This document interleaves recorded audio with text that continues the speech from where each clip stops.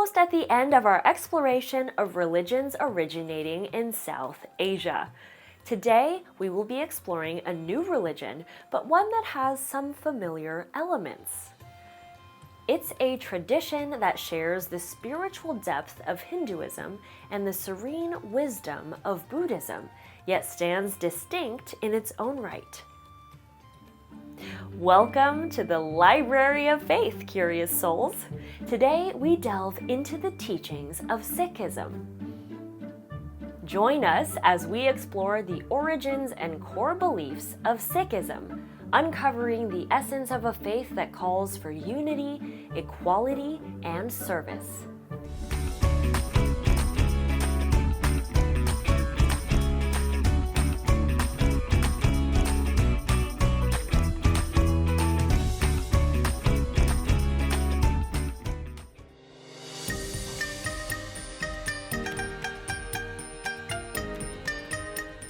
Our journey takes us to the Punjab region of India, where Sikhism was born and where 75% of all Sikhs still live today. The story begins with Guru Nanak, the first of 10 Sikh gurus. Have you ever heard the word guru before? Sometimes people refer to an expert in something as a guru. Well, a guru is simply a teacher, and the word Sikh actually means learner or student. By the way, you might have heard a different pronunciation for this religion. Have you ever heard someone say Sikh? Both pronunciations are common, but Sikh tends to be used more often by British speakers. It's good to know both, but for this course, we'll stick with Sikh. Guru Nanak was born into a Hindu family in the 15th century CE. Sikhs believe that he received divine revelations that sparked the creation of Sikhism. As the story goes, at the age of 30, Guru Nanak disappeared into a river for 3 days. No one knew where he had gone or if he had drowned. Suddenly he returned, saying that he had been with God. Nanak came back with teachings that laid the foundation for a new religious path.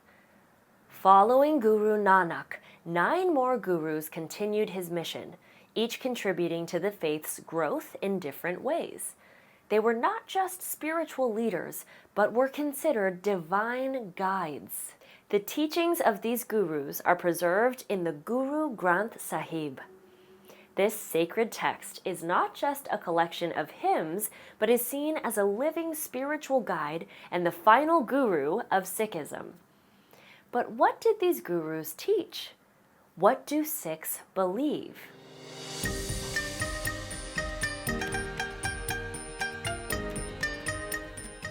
Make sure you've got your guided notes handy so you can record these core beliefs as we go along. And a quick note about spellings and pronunciations. Sikh words generally come from Punjabi, and there are distinct regional differences in how words are pronounced and spelled using English letters. So don't worry if you see or hear them slightly differently elsewhere. First of all, Sikhs are monotheistic. They believe in one God who is formless and without gender.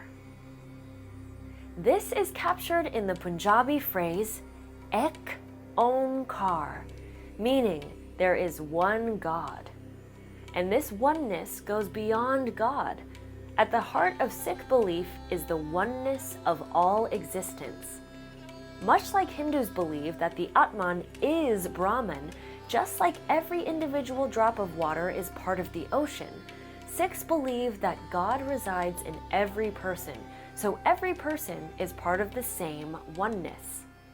How might that affect the way that Sikhs look at other people? Well, you might have guessed that Sikhs look at all people as equals, and that's exactly right. Guru Nanak taught that no one is my enemy, no one is a foreigner. Everyone is united in our common humanity. So, if everyone is one, then everyone must be treated with equal respect, regardless of gender, religion, race, or caste. So it's probably not surprising that the Sikh gurus rejected the caste system. However, in practice, it does still continue in some Sikh communities, especially in the treatment of untouchables. Guru Nanak also declared that there is neither Hindu nor Muslim. What do you think this meant? Nanak meant that there is only one God, though God may appear to be different or may be known by different names. Sikhism is respectful of all faiths. Like Hindus, they acknowledge that there are many paths to achieving union with God. In fact, Sikh scriptures refer to texts from Hinduism and Islam, including the Vedas, Puranas, and also the Quran, the Muslim holy book. Sikhs also believe in many concepts from Hinduism and Buddhism, like karma, samsara, moksha, and maya. The ultimate goal of Sikhs is union with God, releasing one from the cycle of birth, death, and rebirth. Sound familiar? But how do Sikhs believe they can attain this goal? Take a moment to complete the graphic organizer in your guided notes. Feel free to review this section if needed.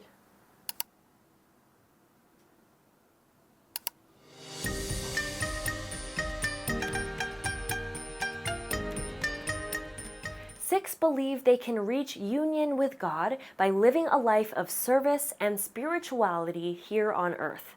To do so, Sikhs believe they have three main duties to fulfill in life.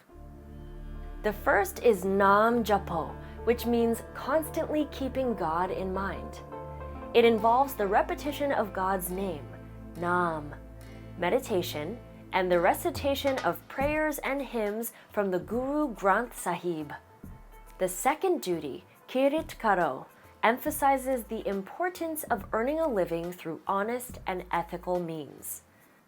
By engaging in honest labor, Sikhs honor the dignity of work and contribute positively to society. Does this remind you of any other religious principle we've learned about? Well, much like the Buddhist concept of right livelihood, this duty emphasizes that all forms of work are honorable as long as they are conducted ethically and with the intention of serving others. Vandkashako, the third duty, is the practice of sharing one's wealth, resources, and blessings with others. This fosters a spirit of community and solidarity, where the well-being of others is considered as important as one's own. The result is an emphasis on seva, or the act of giving, including charity, volunteering, and caring for the needy. How does seva relate to the Sikh emphasis on equality? Well, this fundamental principle leads Sikhs to view every individual as deserving of respect and dignity. Ensuring that everyone gets that respect is part of each Sikh's duty. Alongside these three duties, Sikhs are taught to overcome 5 vices, or negative behaviors that are considered obstacles to spiritual growth and harmony. They are excessive desire for pleasure, greed for wealth or power, attachment to possessions, relationships, or personal identity, anger, and pride. By fulfilling these 3 duties and striving to overcome the 5 vices, Sikhs aim to live a balanced, ethical, and spiritually fulfilling life. Take a moment to complete the graphic organizer in your guided notes. Feel free to review this section if needed.